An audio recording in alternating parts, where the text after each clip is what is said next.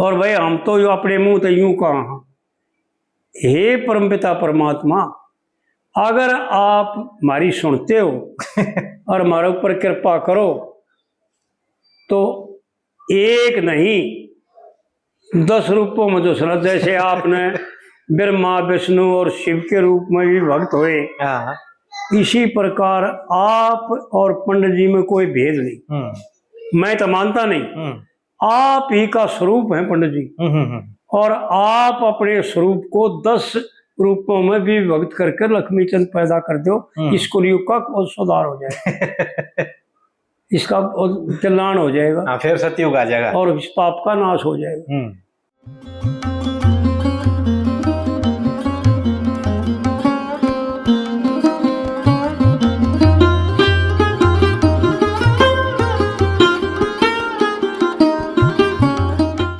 और भाई हम जितनी कोशिश करें ना कि सब भाई जो सुना पंडित जी कैसे ज्ञानी हो जाए भाई मेरा तो विचार यो है कि जितने भी भाई पंडित जी की बात नहीं याद करके और पंडित जी जैसे ही ज्ञानी हो जाए।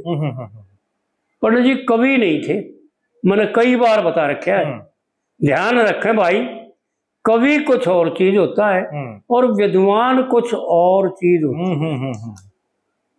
पंडित जी विद्वान थे, विद्वान भी योगी, योग वरिष्ठ, जो गीता में दे रखा प्रकरण, योग वरिष्ठ विजय थे।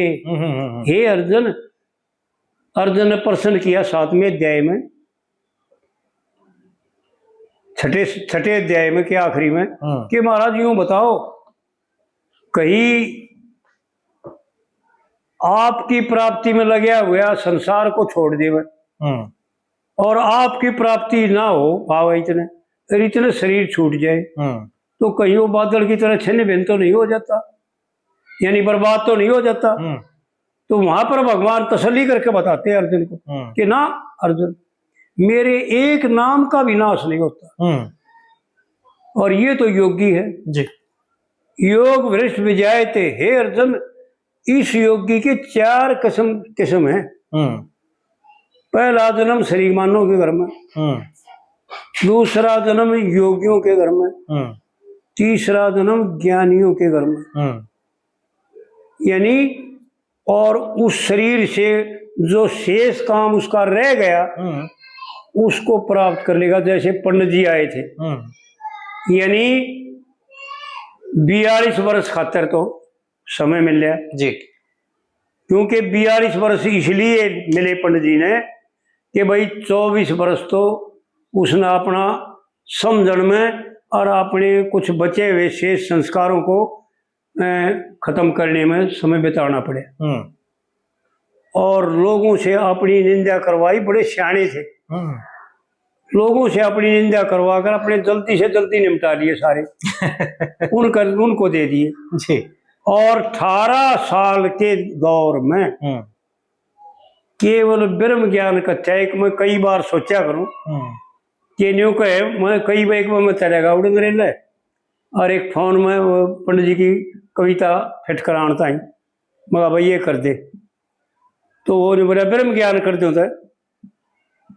पंडित जी का बोला ब्रह्म ज्ञान करा लो, ब्रह्म ज्ञान कर दूंगा। बाकी इसका गाया और से बोला सतवीर का गाया और से, मैं बोला भाई तुम और सतवीर का हो ब्रह्म ज्ञान, मन तो सारा ही ब्रह्म ज्ञान लग गया। तो ध्यान रखें भाई, साधारण से साधारण बात भी पंडित जी की ब्रह्म ज्ञान है।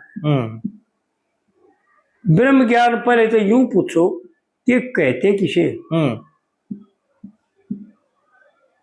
जो ब्रह्म की तरफ लक्ष्य करावे, जैसे हमारी सुरती और स्मृति और पुराण और शास्त्र और गीता और महाभारत, ये परमात्मा के स्वरूप को दर्शाते हैं। और ब्रह्म ज्ञान है परमात्मा जी, ब्रह्म स्वरूप है परमात्मा, और उसका ज्ञान, उसकी जान का उसको जानना, इसको कहते हैं ब्रह्म ज्ञान। लेकिन एक एक बात पंडित जी की जो हमने साधारण लगा है ना, वो भी परमात्मा की तरफ ले जाती है, परमात्मा का इशारा करती है कि इसने छोड़, यो कल्पित है, मिथ्या है, सत्य नहीं है, सत्य ये है।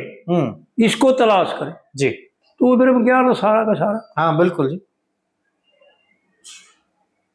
और भाई हम तो यो अपने मुंह तो यूं कहा, हे परमपिता परमात्मा, अगर आप हमारी सुनते हो और हमारे ऊपर कृपा करो तो एक नहीं 10 रूपों में जो सुना, जैसे आपने ब्रह्मा विष्णु और शिव के रूप में भी भक्त हुए, हाँ।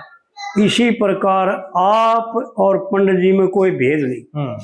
मैं तो मानता नहीं, आप ही का स्वरूप है पंडित जी, और आप अपने स्वरूप को 10 रूपों में भी विभक्त करके लक्ष्मी चंद पैदा कर दो, इस कलयुग का बहुत सुधार हो जाएगा इसका कल्याण हो जाएगा। हाँ, फिर सतयुग आ जाएगा और इस पाप का नाश हो जाएगा।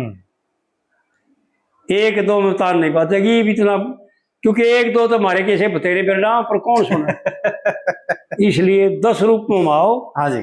और उपदेश करो और जीवों का कल्याण करो, ऐसा मेरा विचार है। जी। लो जी।